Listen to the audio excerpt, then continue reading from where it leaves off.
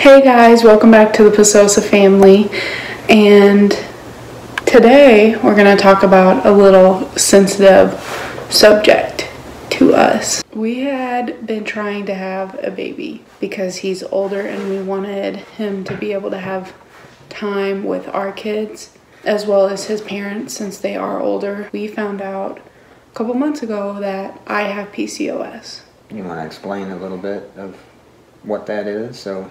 Polycystic ovarian syndrome is when your testosterone is too high, and in return, it makes your progesterone too low to bear a child.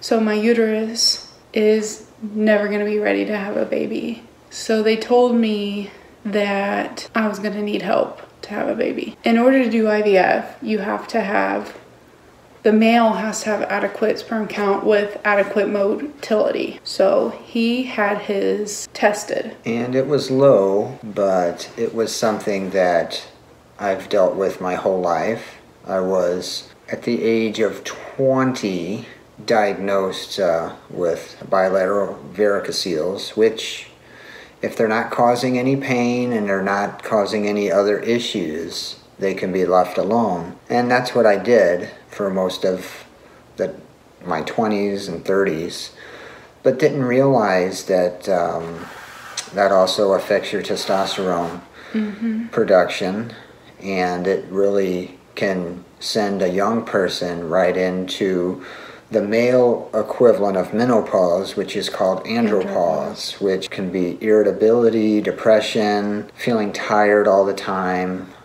when not having the energy to work out, or if you do work out, after you work out, instead of being able to recover a day or two afterwards, you may go 5 or 6 days feeling like you've been exercising every day when all you did was had a good workout at one time. As I got older, I started having more symptoms. I started having a lot of pain and discomfort. I went to see a specialist. We decided that it was time to have the varicoceles removed. During that surgery, it was also revealed that there was a malformation, which basically is a ball of veins and arteries and potentially nerves that are just not supposed to be there.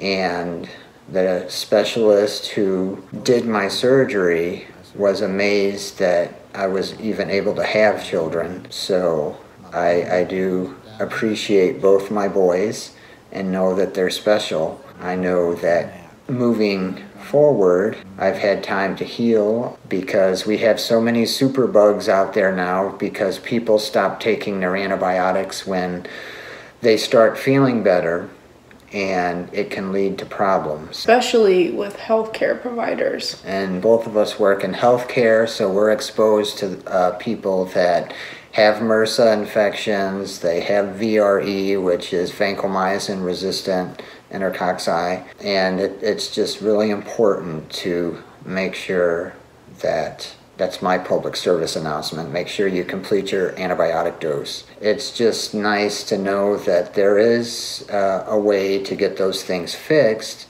and to help us going forward. I think that it's going to be hard on my body, for one, because we have to do IVF. I love that we have that option, but it's crazy the amount of money that it costs. We're talking $20,000 to have one child and another $5,000 to try to have another one. Being mindful that neither of it may work, and I may never get to be a mother to my own child. You know, you walk into these fertility offices and nobody speaks.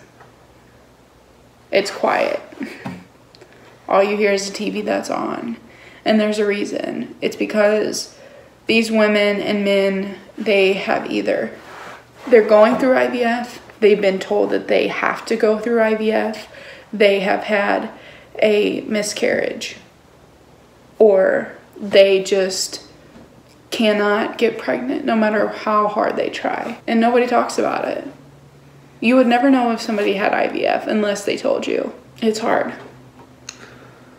It's one of those things that are not talked about because it's looked at as not being normal, but we have a lot of those biases in our society, and maybe you out there in the YouTube world have experienced that or know somebody who has. It's a tough process to go through, but it's something that we've both discussed, and I think it would only be fair to Kelsey to at least try. That way she'll have some connection to me other than the fact of us being married. Anyway, the kiddos are usually a lot of fun. I think Chelsea'd make a great mama. Some days you don't want to hear about her pregnancy. It's okay to feel upset when you see people who are pregnant and you think, why was it so easy for them?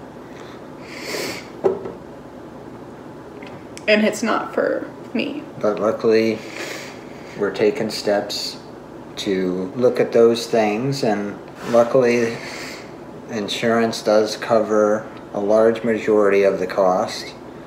Otherwise it would be unaffordable for most people. It'd be unaffordable for us. I mean, that's just my insurance. Other people's insurance doesn't cover but maybe $2,000. So they don't have payment plans for IVF. They don't.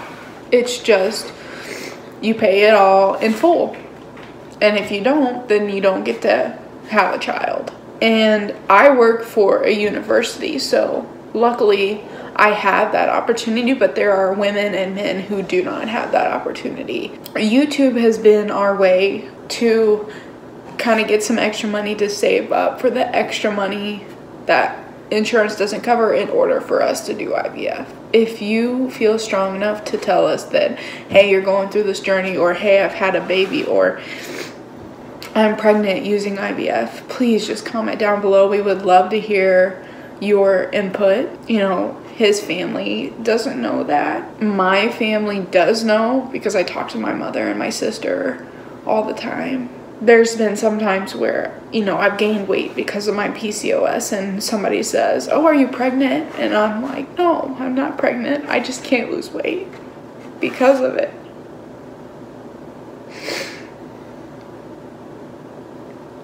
And it's not like we don't work out and eat healthy, because we do. And it's tough from my standpoint because, I mean, I can be there for moral support, but I can't, it's not something that I can do anything about. It has to be medically controlled, and that's what's tough for me, because it's not like anything that I can do to help your partner out. And that's what makes it tough for both of us. Tougher on Kelsey, but tough on me also, because I'm kind of helpless in helping her with these things, except for being there for moral support. I just want to cry because you see all these women that are pregnant, and you just keep thinking about it and thinking about it and thinking about it, and you're like, why can't I do this? Why can't it be that easy for me? And, you know, I don't know. It may have not been that easy for those women either. But you don't know that because nobody talks about it. But if you're watching this video and you've had issues having children, or you've done IVS and been successful, or you've had other things not so pleasant happen with IVF, share and comment below, because we'd love to hear from you. A lot of doctor's appointments, it's a lot of trials and errors with different medications. It's many different things, and there's a lot of emotions, and there's a lot of time that's put into that.